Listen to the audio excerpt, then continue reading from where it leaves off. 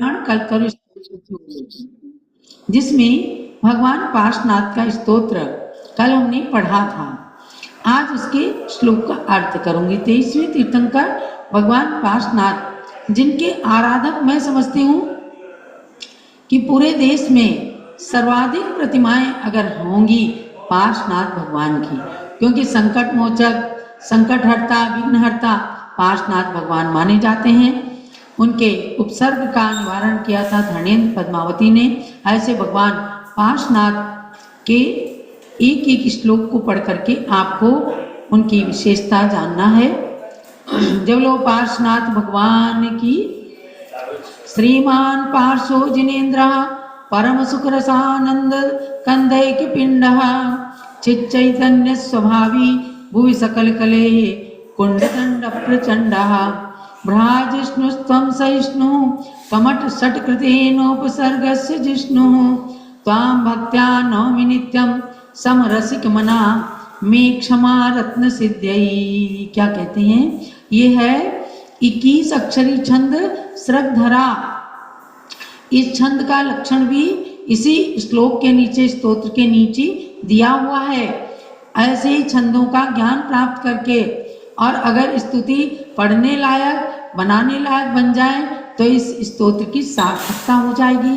इसमें कहते हैं कि भगवान पार्श्वनाथ श्रीमान पार्श्व जिनेन्द्र, श्री पार्श्वनाथ भगवान परम सुख रसानंदैक पिंडा, नंद कंदैक पिंडा, परम सुख रस रूपी आनंद कंद के पिंड हैं।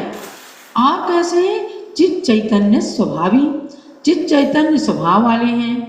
भुवि सकल कले कुंड दंड प्रचंडा, और इस धरती पर संपूर्ण पाप के समूह को नष्ट करने में कुशल हो गए भगवान पार्श्वनाथ। यानी उपसर्गों को सहन करके, कष्टों को भी सहन करके और कर्मों को नष्ट कर दिया। त्वं भ्राजिष्णु, और आप दैदीप्यमान हैं। आपकी आत्मा और आप जब तक समोसरण में रहे आपका हरित वर्ण का शरीर चमचमाता रहा, दैदीप्यमान है। और कमठ षट कृतेनोपसर्गस्य जिष्णु सहिष्णु, दुष्ट कमठ के द्वारा किए गए उपसर्ग को भी आपने जीत लिया। आप महान सहनशील हैं। त्वां भक्त्या नौमि नित्यम, मैं भक्ति से आपको नमस्कार करता हूँ, नित्य ही नमस्कार करता हूँ। सम रसिक मना, आप समता रस के रसिक चित्त हैं। मे क्षमा रत्न सिद्ध्यै, मेरी क्षमा रत्न की सिद्धि के लिए होवे, अर्थात भगवान पार्श्वनाथ स्वामी मुझ में भी आपके समान क्षमा गुण प्रकट हो जाए, यही मैं आपकी स्तुति से इच्छा करता हूँ कि आपके जैसा सहिष्णुता का गुण मेरे अंदर भी प्रकट होवे। आगे करते हैं।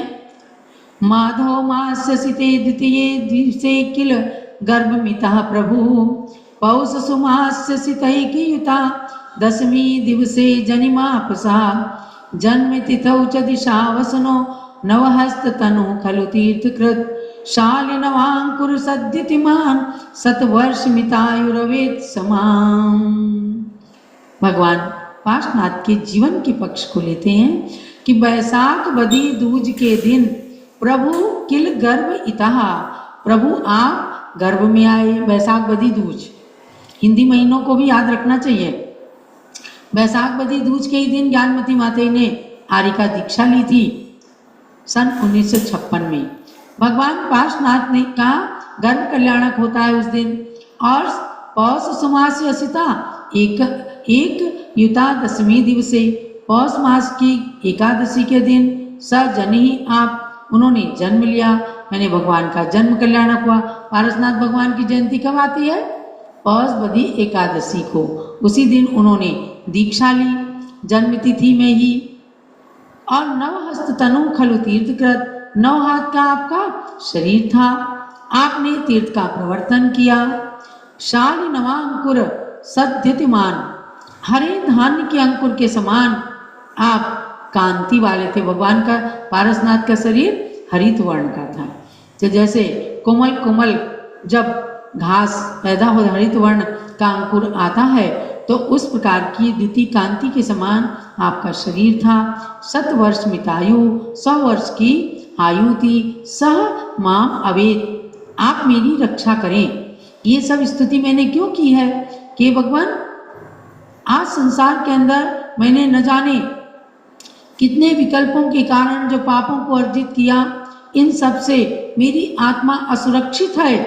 आप मेरी आत्मा को भी अपने समान एकदम सुरक्षित कर दीजिए, अर्थात आपका सहिष्णुता का गुण मेरे अंदर आ जाए और आपके समान मैं भी उपसर्ग सहन कर सकूं, क्षमा धारण कर सकूं।